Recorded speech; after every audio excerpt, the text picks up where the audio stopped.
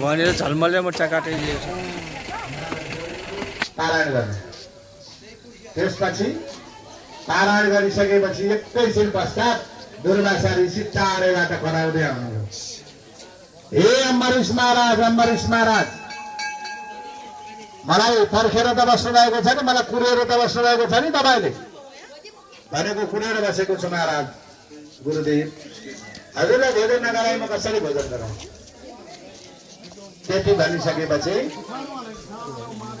आउनुभयो आसनमा एकैछिन के बस्नु भएको थियो लौ र त महाराज अब पारायण गर्ने होइन भनेर गुरुले सोध्नुभयो हो अब पारायण गर्ने भनिसकेपछि राजाले भन्नुभयो गुरुदेव हजुरको आगमनको समय ढिला भयो त्यसकारण मैले एक आँच पनि जल हातमा लिएर मैले पानी अचाएँ महाराज त्यसैलाई मैले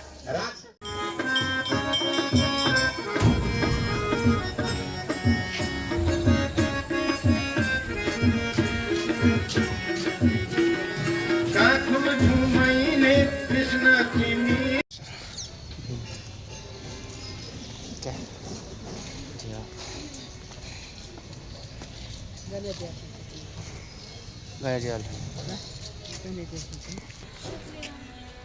Ya.